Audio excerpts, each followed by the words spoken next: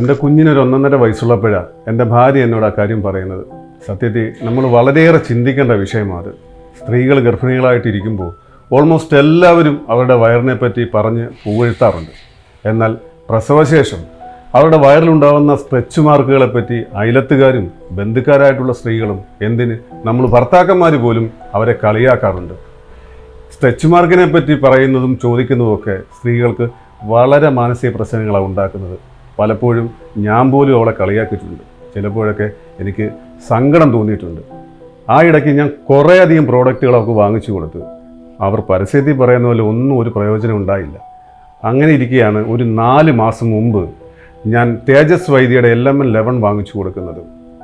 സത്യം പറയാമല്ലോ, അവളുടെ വയറിലെ സ്ട്രെച്ച് മാർക്കുകൾ പൂർണ്ണമായിട്ടും മാറി.